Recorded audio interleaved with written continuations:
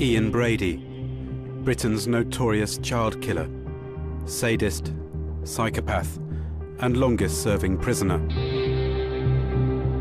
The abhorrent crimes he committed with accomplice Myra Hindley in the 1960s shocked the nation.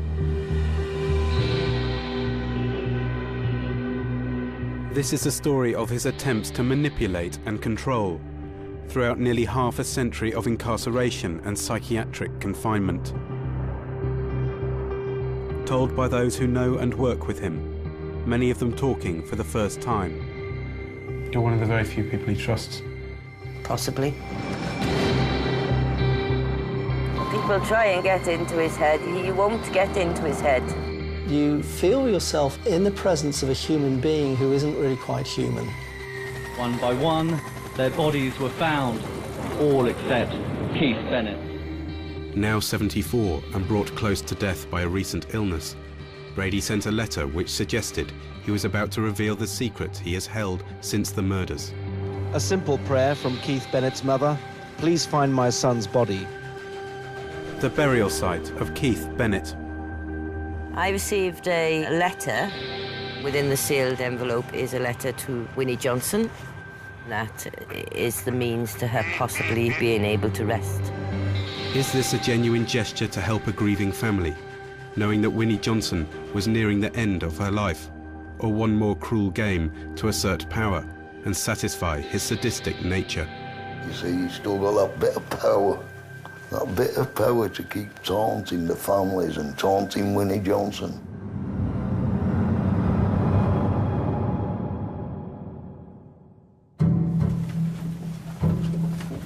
I had been making a film about Ian Brady's 13-year hunger strike, his battle to stop being force-fed by psychiatric authorities and return to prison. I'd come to a hotel outside Liverpool to meet his mental health advocate when events took an unexpected turn. Paddy. What's happened? It's crazy. It's absolutely crazy. You just got to give me time. I'm coming to the hotel. I'll be there in about an hour and a half. Is it a very serious situation, though?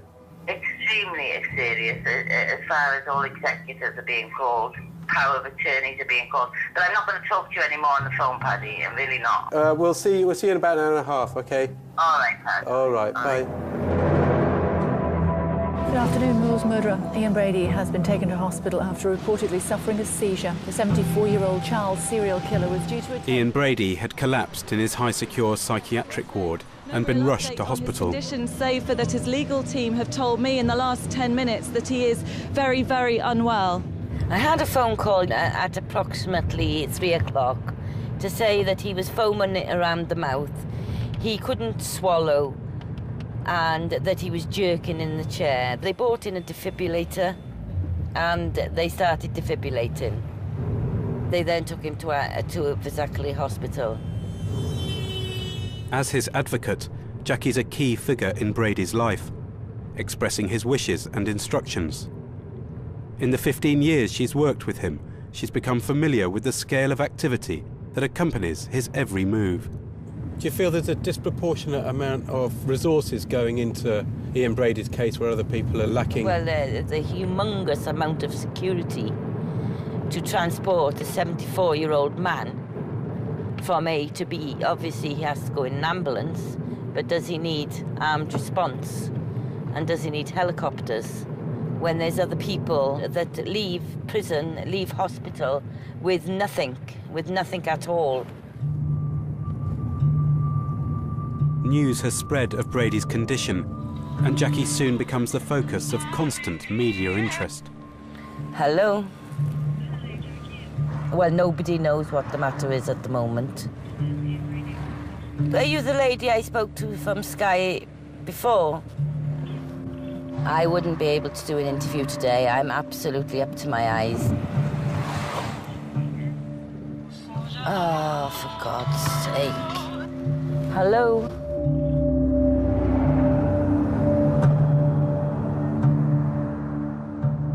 Decades on from his crimes, Brady continues to provoke intense fascination. What possible motivation could he have had for inflicting such unimaginable suffering? Child murders, that he later described as an existential exercise. Crimes that had their genesis in an apparently innocent relationship. Brady appeared to be a striking personality, riding around on a motorbike, the man from nowhere who knew deep thoughts, who read books even, who could philosophize.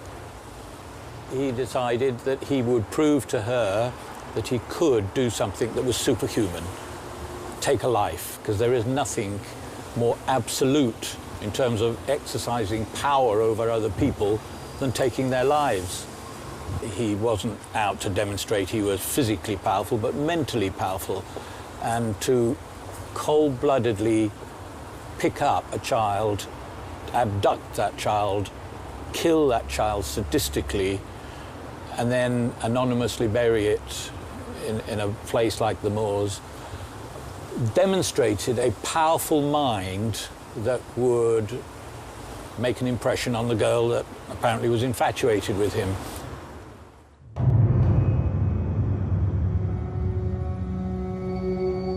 October 1965. Acting on a tip-off, police discovered the body of 17-year-old Edward Evans at 16 Wardlebrook Avenue. He had been bludgeoned with an axe and strangled.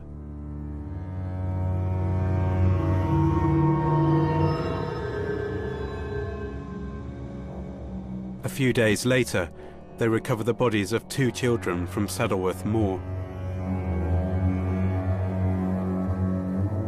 First, Leslie Ann Downey, who disappeared from a Manchester fairground 2 years previously. She had been raped and strangled. I mean, I was 15 at the time. I remember myself, my mum, my dad, went on to where the fairground was and just going down, just shouting her name out. Yeah, oh, I do remember. Yeah, even though it was a long time ago. But even up to them finding Leslie, I still had hope that she was alive, because I didn't think anyone had harmed her, you know.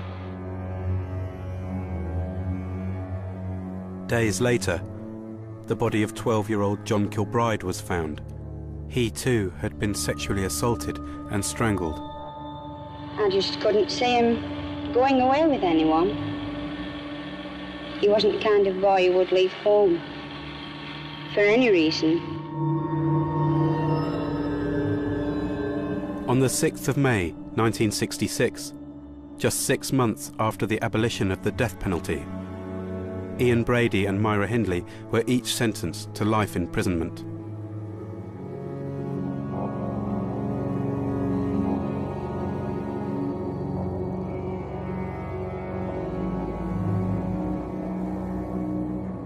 For the families of the victims, time has stood still ever since.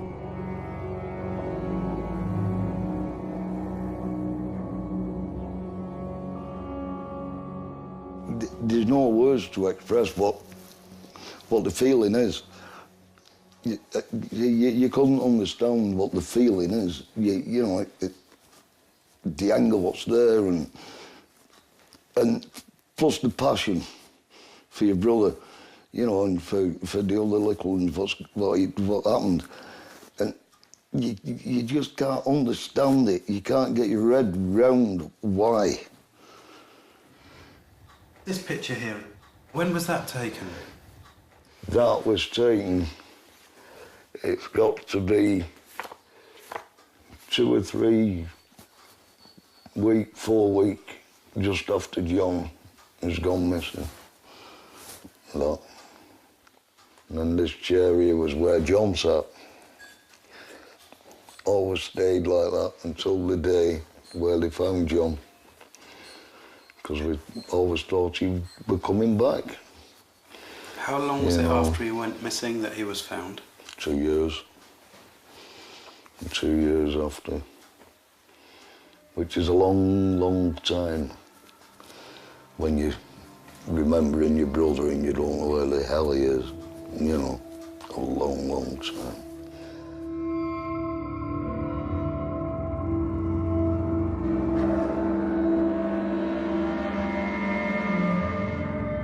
Brady and Hindley carried out the murders periodically over 2 years. During that time, they would frequently revisit and photograph each other at the grave sites of their victims.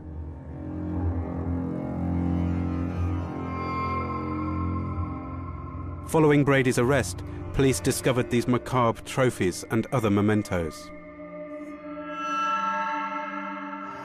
A tape recording and photographs of Leslie Ann Downey in her last moments. And Brady's cryptic ledger, a coldly precise list of actions to carry out the perfect murder.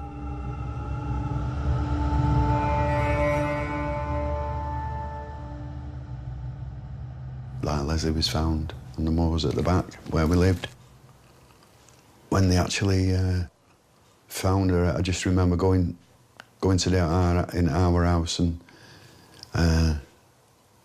my mum had to go out to identify her. And we're just waiting, you know, waiting to hear all the family was back at the house. I just remember her coming in and just, you know, just nodding, saying, yeah, it was Les, you know.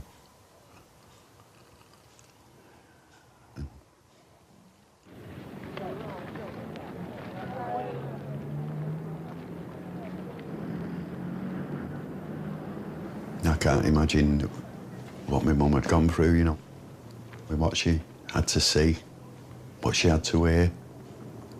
No, she always kept things to herself, my mum, you know. She wouldn't tell me anything, like, including what was on them tapes, and no, she just kept that to herself. She didn't want us to know. I wouldn't want to know. People would talk of these crimes as being senseless, and they don't make any sense to normal people because they're driven by the impulse to control and hurt other people, which is the fundamental abnormality in sadism. Many of the aspects of the killing don't just involve physical harm. The actual enjoyment and pleasure of terror in the victim, as well as the destruction of them both physically and also sort of psychologically, is a key component, and one which the individual finds enormously pleasurable. How many more that we don't know about?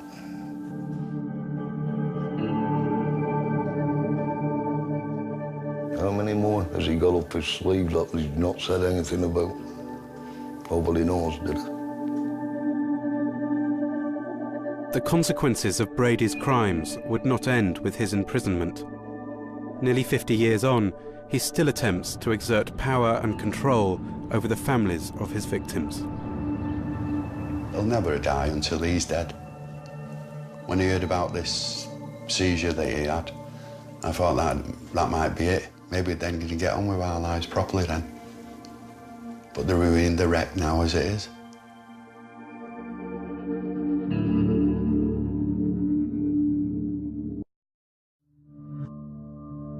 Murderer Ian Brady has been returned to Ashworth Psychiatric Hospital after undergoing medical... Ian Brady was returned to Ashworth in a serious condition. The 2 broken vertebrae he had suffered in his seizure mean he cannot be force-fed for the first time since he began his hunger strike nearly 13 years ago.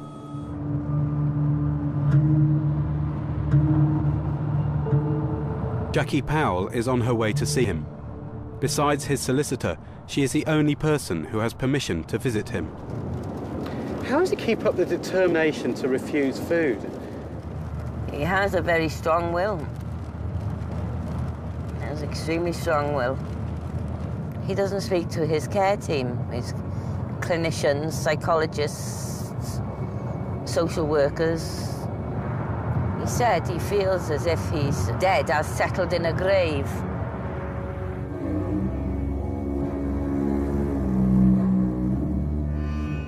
Brady has spent the last 27 years of his sentence sectioned in Ashworth High Secure Hospital, an institution for which he has developed a deep antipathy. Jackie was appointed Brady's advocate under the Mental Health Act in 1999. And what met such a lasting relationship?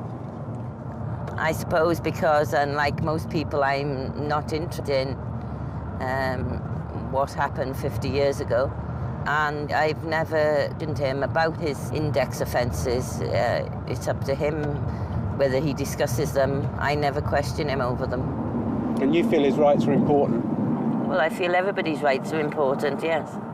And many would say that that shouldn't be the case, but I feel a human being, whoever they are, should be treated with some amount of respect and dignity.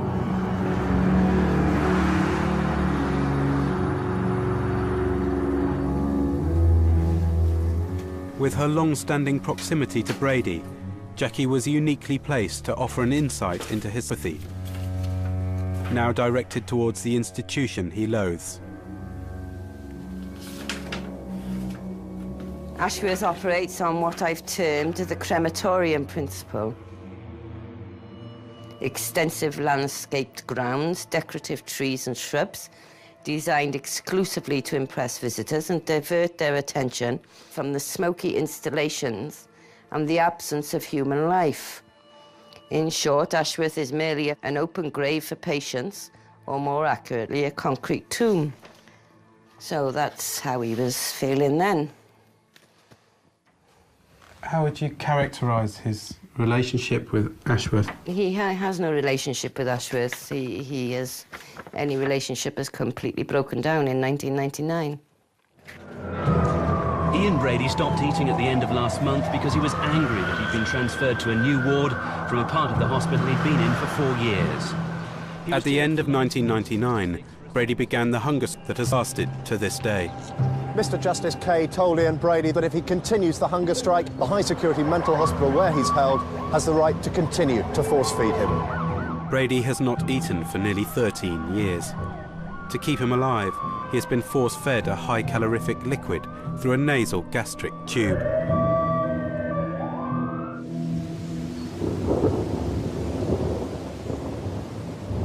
I wanted to understand what motivates Brady's behaviour. Has anybody been able to comprehend the nature of the forces that drive him?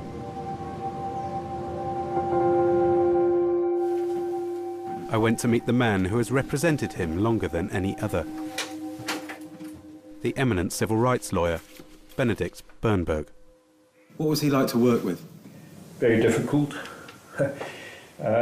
He's an extremely difficult person. He's a man with a terrific built-up sense of anger inside him, and that's very often kept him going over the years. Anger directed at various things and people. Institutions, of course, like the prison and the hospital, newspapers, doctors, even solicitors and so on. You know, it boils up in him, and that's part of his pathology.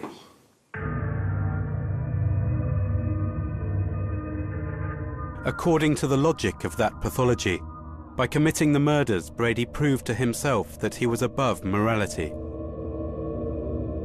And even after imprisonment, Hindley remained faithful to him and his ideal. Brady created this killing cult that was a cult of two.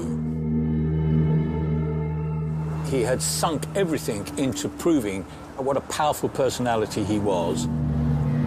This was his cocoon, his little world, a demented mind that could apparently see clearly, that had constructed a reality to make sense of his existence. It was a perverse existence, of course, and innocent children paid the price. Despite their separation, the bond remained powerful. Brady staged the first of many hunger strikes after he was denied conjugal visits in 1970. He seemed to believe that he was in spiritual communication with Myra Hindley. This then became a part of his initial battle, that he inappropriately was insisting on having visits with Myra Hindley, and he went on hunger strike to try and achieve that. It was a union that provided an outlet for Brady's sadistic urges. But ultimately, the possibility of freedom became more important to Myra Hindley. In May 1972, she wrote to him, breaking off their relationship. She betrayed him by denying the sanctity of that cult that they had, namely that they had killed children. For Brady, it was more than the loss of a relationship. It was the destruction of the preeminent symbol of his powers.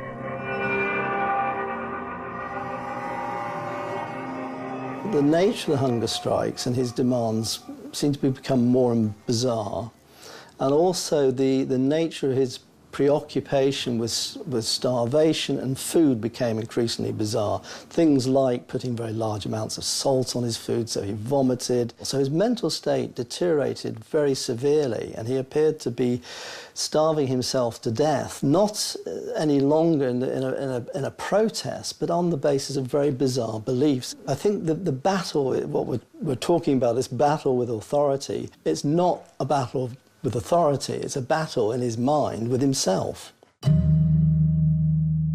Over the course of the 1970s, Brady's mental condition deteriorated towards psychosis. But he was to find an ally in the prison reformer Lord Longford, who famously became involved with the Moslems and agitated for Brady's transfer to psychiatric care. You visited Brady quite recently. How would you sum up his condition? Well, I'm not a medical man, but I've never seen anybody who looked quite so ill. By that time, Brady had been in prison for 18 years, mainly in solitary confinement. He looks like a skeleton. There is a mental factor there. It was Lord Longford who introduced Brady to Benedict Bernberg. Despite the onset of mental illness, Brady's need for control compelled him to fight countless legal campaigns. I've never come across anyone, any prisoner, who's such an inveterate litigator as Ian Brady. He had running battles with authority throughout his time, right up to now, in fact. He's an inveterate campaigner. As pressure mounted for his transfer to a special hospital, a journalist, Fred Harrison, started visiting him in prison. At the time I was seeing him, he was still tormented as an individual, not by the guilt of what he had done, but by the whole history of what became the personality of Ian Brady. At the same time, Longford was spearheading a highly public campaign for Hindley's parole. A good many people have come to know and like her very much, so I should say she was completely ready. She has been for years, if it comes to that. Brady knew that was a fake, that it was a show for the sake of people like Lord Longford. It left him angry, and he wanted to do anything he could, assuming he could, to block her getting out. And so I believe that part of his motivation was that by feeding me enough information about her complicity, that would damage her prospects of securing parole. Police have now been searching these moors for a week without success, and Chief Superintendent Topping said... 1986, Fred Harrison's revelations cause a sensation. In an attempt to salvage her bid for parole, Hindley confessed to her involvement in other murders and assists the police in their search for bodies. Myra Hindley pointed police towards Shining Brook, about 2 miles from where victims Leslie Ann Downey and John Kilbride were buried. The body of 16-year-old Pauline Reed, missing for over 2 decades, was found the following year. What you must appreciate is we've recovered a body that's been in the ground for a long time. The body is well preserved. For Brady, choosing to reveal details to Fred Harrison was more than just revenge on Hindley. It was a chance for him to gain omnipotence over the macabre crimes that he once described as an existential exercise. The world was as it was and as he had established it, and the order was being upset by Myra Hindley. He re-established control over that world and her life as well. A high-speed convoy took Ian Brady into the outside world for the first time in 21 years this morning, collecting him at dawn from his Merseyside mental hospital. Some months later, Brady announced to police he would assist their search for his undiscovered victim, Keith Bennett. He sounded on the phone very confident, self-assertive and so on, and something which is quite new to me. Once on the moor, police observed Brady walking purposefully in a specific direction. But then he claimed to be disorientated and confused by changes to the landscape. Keith Bennett's body remained unfound. Withholding the information as to where bodies might be buried is an enormously pleasurable sense of control for somebody who is obsessed with control. No site was found. After 11 hours on the moor, Brady was led back to a Range Rover. Malcolm McCulloch, the psychiatrist who treated Brady in the 1980s, suggested that he may have had another motive for assisting the police. It's just possible that Ian Brady was on the moor and checked the site without letting on, as it were. Final control is the possession of the body. I know, you don't know, you want to know, and I'm not going to tell you. He knows. You see, he's still got that bit of power, hasn't he? That bit of power to keep taunting the families. And while he's still got that, he thinks he's in charge, doesn't he?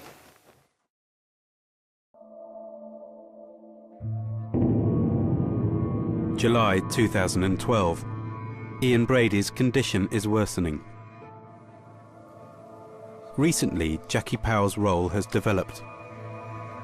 She is executor to Brady's will, and in light of his precarious health, she's taken on additional legal responsibilities. All he wanted to do was get on with the power of attorney and make sure all the doctors knew about it. Power of attorney, what do you mean? The power of attorney as to whether he gets resuscitated or not. What's your feeling? Well, I just feel that he's probably given up the will to fight. He doesn't look as if he's got anything left in him. So the difficulty is with him lying flat on his back and the emphysema, there's a feed coagulating in his lung area and therefore either choking him, drowning him, or him getting pneumonia.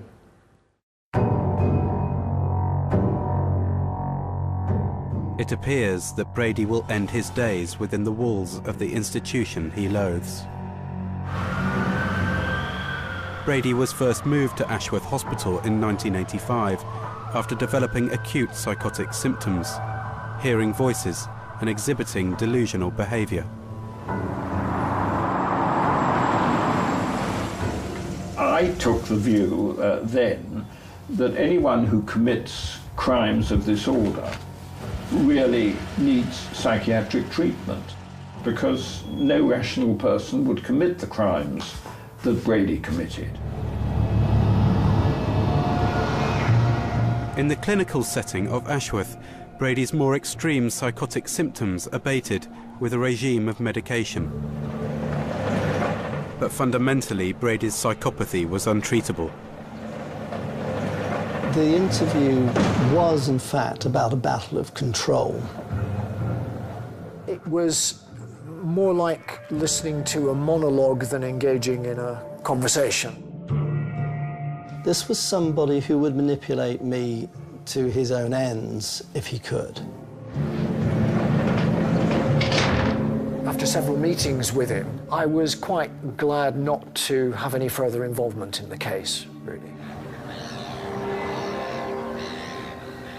His new circumstances afforded him greater freedoms.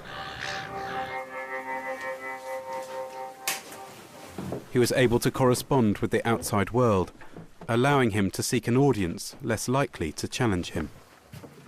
Among them, the now retired religious studies teacher, Alan Keithley. Jesus Christ. I use this, teaching about on the evil cause. Teaching on evil cause? I did a course on evil from the point of view of philosophy, theology, religion, and all the other dimensions. And I wrote to Ian Brady, because he's supposed to be the daddy of the devil, the alternate psychopath. And we had a little correspondence for a bit. And I said, would you like me to come up and talk with you, you say? But generally you say you wouldn't engage with the clinicians or the psychiatrists at Ashworth? No, no. Why not? Well, he thought they were still sick, you know. I mean, some people are just shallow. And they might have all these qualifications, but, I mean, it wouldn't prepare them at all, I can assure you, for Ian Brady. I mean, he'd been doing it 45 years, and he'd make mincemeat of them. But in the end, he got to just ignore them, you know, waste his time talking to them. You know, they'd read the latest sort of bulletin in the Psychology Today. What in hell has that got to do with his life? And of course, you'd have to know Brady, what he would think of that, you know. You were dancing with death. Brady didn't merely dismiss his psychiatrists. As I would learn, he now claims he manipulated them in order to orchestrate his move to Ashworth. What are all the notes that he's added to this? What's he writing? These are on notations he's made. I caught sight of a note in Brady's handwriting on a document relating to a mental health tribunal. Is that Stanislavski? That's exactly right. He's a method acting teacher. Why is his name in there? He states that he used this methodology whilst in prison by mimicking other patients whilst he worked on the hospital wing there. So he faked his diagnosis, he faked his symptoms in order to get moved from prison to hospital? That's what he's stating, yes, yeah. Is that something you're familiar with? It's not something I'm familiar with, but I'm not surprised by it. He's perfectly capable of doing that. A man like this will want to dupe anybody because he has a psychopathic personality. But I think it's quite difficult to calm people with the symptoms he was manifesting. Brady's promotion of his grandiose self-image knew no bounds. I didn't know what to expect, really. He said, how many instruments of murder are in this room? I thought, you were going to kill me. I said, no, I don't know if there are any instruments of murder in this room. It went on from there. The sinister dimensions of his narcissism were never far from the surface.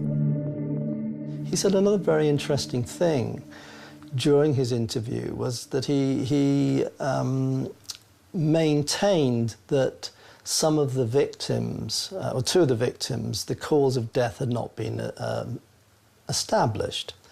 What I felt that he was implying was that actually he had frightened them to death.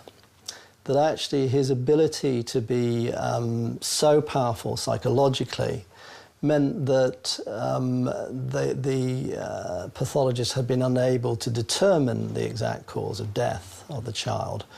What I thought he might be implying was that he was so powerful mentally that he had frightened this child to death. Brady's pathology had proved untreatable to his clinicians. In 1999, the hospital tightened security and he was moved to another ward. On the morning of the 30th of September 1999, a crowd of prison warders in riot gear, crash helmets, plastic shields, padded jackets, rushed in, held my arms violently up behind my back, pushed my head to the floor, and always held in these violent holds, wrenched and dragged me around like a parcel for over an hour. Brady's possessions were confiscated. He was stripped of his privileges. In protest, he immediately went on hunger strike. This was to become his most enduring campaign of all. He was taken over to the medical centre and a tube was inserted up his nose and into his stomach. And what was that scene like to witness? Not very pleasant. There's an X-ray to make sure the tube was in position. It wasn't the first time, so they had to do it the second time. And what was the atmosphere like in the room? You know, extremely tense. Did you not want to resist that? He did resist verbally. He wants his wishes known that he does not agree or wish to have this tube inserted. Back in court after 34 years, Ian Brady pleads, "Let me die." This hunger strike was different. His only demand was to be allowed to end his life. He went to the High Court in a bid to stop force feeding. I was asked to comment upon his mental capacity, and in fact, I thought he did understand that what he was doing was potentially putting his life at risk. Dr. Collins, Brady's responsible clinician at Ashworth, called his hunger strike a florid example of his psychopathy in action. The one thing you don't want to do with a person with psychopathy is get into a battle of wills. Brady felt the need to re-establish control. What better way to do this than through a hunger strike? There's something gratifying for the individual about a battle of wills. And he is still determined to end his life? Yes, I mean, he has no requests, no demands, apart from he wants to have the right to die. A person with psychopathy is not going to back down in that battle. It was quite a dramatic and tense environment. Leave to appeal was denied by the court today, but his solicitor says Ian Brady is determined to fight on. I think people did suffer from the strain of everything. Brady has now been taken back to Ashworth Hospital, where he will continue to be fed through a plastic tube. I recollect Ashworth's psychiatrist saying, it was more demanding dealing with him than perhaps the rest of the ward put together. Mr. Justice Maurice Kay agreed that the proceedings were a staging post and his intention was to protest and to win a power struggle, but not to die. The court's decision to continue force feeding set in train a standoff between Ashworth and Brady that would last until now. Is when you think of somebody like Ian Brady, you're getting somebody right down the very furthest end of the spectrum. And by that time, you're dealing with something which psychiatry is not really, or psychology is still not very good at really defining and explaining, but actually you're dealing with a very, very unusual and very extreme human being.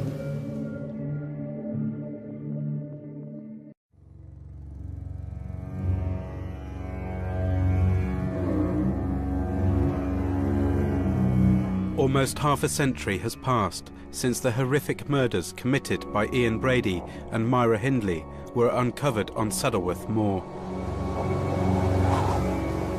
Despite the decades, this desolate landscape still maintains Brady's last secret. The undiscovered grave of victim Keith Bennett, who was murdered 4 days after his 12th birthday in 1964. A simple prayer from Keith Bennett's mother: please find my son's body. Despite the official police search being called off in 2009, Keith Bennett's mother, Winnie Johnson, continued to search for her missing son for the rest of her life. I will never give up, never in a month of Sunday. If it takes me to my grave, I'll carry on till then. Before her recent death, Winnie's final wish was to give her missing son a proper burial. And in his final days, Brady remains the only hope for those still searching for Keith Bennett's remains. But to think that he's going to die, but he's going to take that to the grave with him, where Keith is. And I feel so sorry for Winnie. I really, really do. He's the only one what knows. He's the only one what can put Winnie to rest. Isn't he? All the hope what Winnie's got lies on him.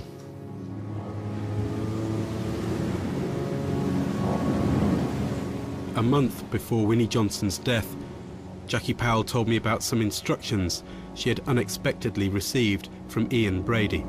I received a letter and a sealed envelope which said on the front of it to be opened in the event of my death. He says he doesn't wish to take secrets to his grave, and that within the sealed envelope is a letter to Winnie Johnson.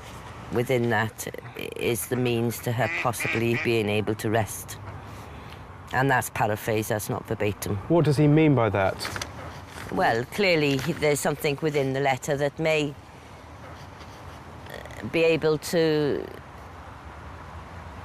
find her son, I would suggest. And he's given the impression to you over the years that he knows exactly where the body is? He's more than given me the impression. He's told me that he knows where the body is. And I've told police that. You went to the police voluntarily? I have told police. The police came and interviewed me. So it's kind of like a victory dance, isn't it? To say, well, I wouldn't give you information on my death, and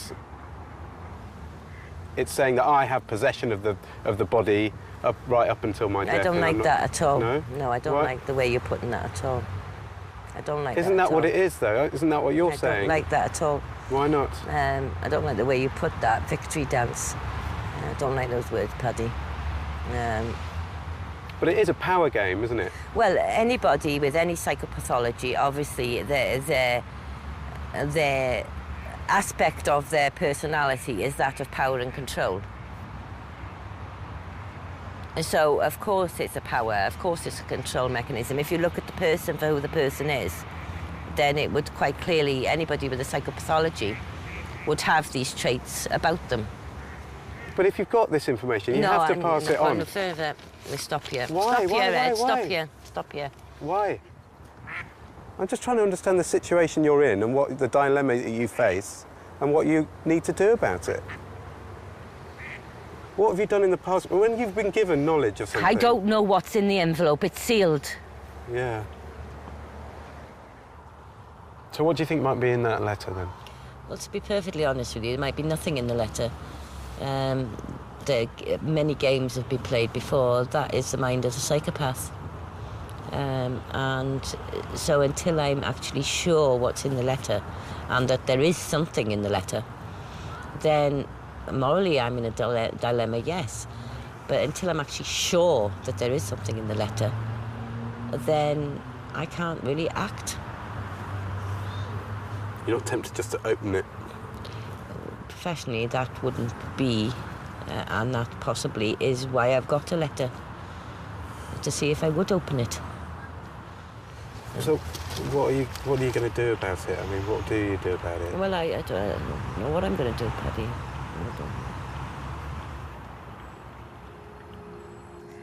Jackie wouldn't show me the sealed envelope addressed to Winnie Johnson. But whatever its contents, it has come too late for Winnie. And Brady's instruction that it only be opened after his death seems to show that this was not an act of empathy for the families or remorse for his crimes. It is difficult to see this as anything other than yet another example of his cruel games. When I interviewed him, he was absolutely adamant that he had no remorse whatsoever. And he told me that everyone would wait till doomsday before he would ever express any remorse for what he had done. This will go on to the end of his life. You have to see Ian Brady as someone who's had grossly abnormal personality traits, sadism, intermittent episodes of severe mental illness that come and go, but most of all the psychopathic personality. And this has been present since childhood, throughout his adolescence. It's continued, and although he's older, the same features of his abnormal personality are as live today as they were right back at the beginning. He's always there. It's almost like it's a sort of shadow in your life all the time, you know. It's sort of Yeah, it is honestly. It is a shadow in your life. He's still got us all. He's still got all the families. But you're not going to beat it out of him where Keith is, are you? You know, the main thing now is that we find Keith. I'm hoping for any apologies or sorries or, you know, or anything like that. Just where is Keith? I just wake up wishing that he'd be dead. I'll jump for joy, and that's the truth. Sooner he's out the way, the better. Just wait for that day now.